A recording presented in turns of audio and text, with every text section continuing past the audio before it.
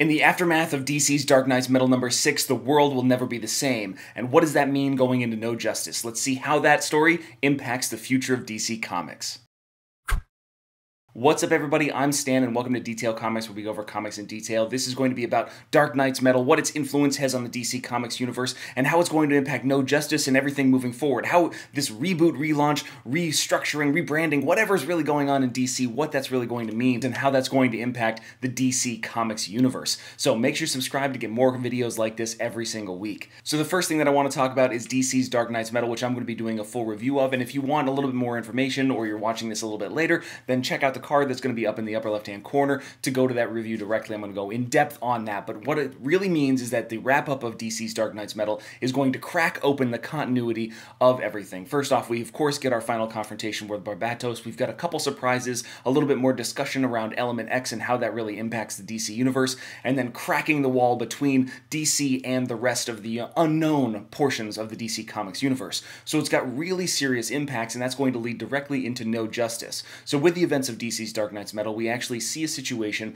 where the Brainiac planet has to kind of go to the Justice League for help, which leads to the formation of 4 different teams in order to take on this task. You've got Team Mystery, which is led by Superman, Team Entropy, which is led by Batman, Team Wonder, which is led by Wonder Woman, and then Team Wisdom, which is led by The Flash. And overall, these teams, over the course of the 4 issues of DC's No Justice storyline, Justice League No Justice, they're going to take on this task, and then they're going to come to a conclusion which is going to lead to the formation of a bunch of new books underneath the title of DC's No Justice. Over this past weekend at WonderCon, we actually saw Scott Snyder spill the beans on a bunch of different stuff. And on the first page alone, again, spoiler, you have DC 1 Million, Commandy, Dr. Canis, the Quintessence, the original Monitor, and an energy source coming to blow up the Omniverse, and that's like page 1. So if you want to check that video out, I've got a link in the description, which is going to take you to a timestamp part where Scott Snyder starts talking about those things. But we could just summarize actually in this next section. So the first thing that we want to talk about is Justice League number 1 and number 2, which is coming out in June,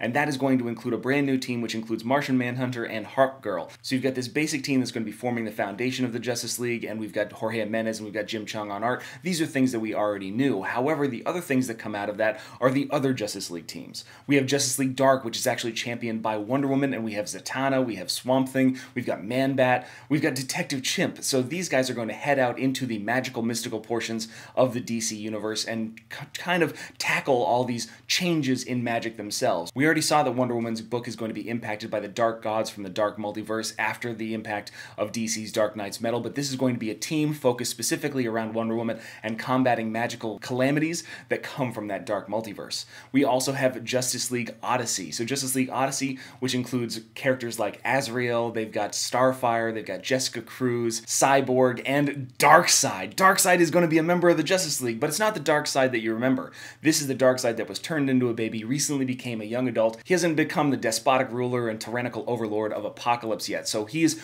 got a lot of different things that he has to achieve, and he's using or kind of working in conjunction with the Justice League in order to take care of these situations. And where do all these teams operate out of? Where does Justice League Dark, and Justice League Odyssey operate out of? The brand new Hall of Justice. The new Titans book from Dan Abnett is going to be operating out of the Hall of Justice as well, and this is Nightwing and Amanda Waller forming a team that's going to actually include characters like Raven, Beast Boy, Steel, and Miss Martian. So Miss Martian is coming back, and she's going to be on the Titans, which is absolutely ridiculous. You also have the new Teen Titans that are going to be, written by Adam Glass, and that's going to include Damian Wayne, Wally West, young Wally West. We've also got characters like Red Arrow, you've got Crush, which is a brand new character, the daughter of Lobo, as well as Jin and Roundhouse. So these are 2 characters that we don't really have a lot of information on, but it's going to be a relatively new lineup which is going to take the new Teen Titans forward in a very different direction. Also operating out of the Hall of Justice, you've got Green Arrow. So Julia and Shauna Benson are taking over Green Arrow, which actually debuts in Green Arrow Annual number 2, which comes out in May. But they're going to be operating Oliver Queen kind of out of the Hall of Justice as well, because he's got such an impact on all these other characters inside the Justice League and in the Justice League ecosystem. And then finally we have Hawkman. Hawkman's coming back from Robert Venditti, and this is going to be a book where he's also operating out of the Hall of Justice, and there's a lot of other things that are going to be associated with this new Justice banner and this revised Justice League. So while they aren't necessarily rebooting everything inside the DC universe, there's a massive overhaul that's going on in place regarding Superman, Justice League Odyssey, Justice League Dark, new Teen Titans, Titans, Green Arrow, Hawkman, all these different kind of things at DC are going to get crazy and creative, and it looks to be a really interesting period in time for DC Comics. The big question is, how does this impact Rebirth? Does this impact Doomsday Clock? And there's a few things that Scott Snyder didn't want to talk about, and that he doesn't necessarily want to tell the stories about, simply because those are things that are focused on Jeff Johns and Jeff Johns' story that he's telling in Doomsday Clock. So it feels like a lot of these creators are conscious of what everybody else is doing, and they're working hard to make sure that what happens in one book happens in another, and maintains this kind of constant continuity throughout the universe, which is a really good sign. But I want to know what you guys think about this brand new Justice League concept, this new Justice banner, and how everything's going to impact the DCU. So hit me up in the comments down below, and we can start that conversation. As always, if you like what you see, hit the like button. Don't forget to subscribe to get more news, reviews, and commentary on comic books, comic book movies, comic book TV shows and games, and anything and everything inside the world of comics.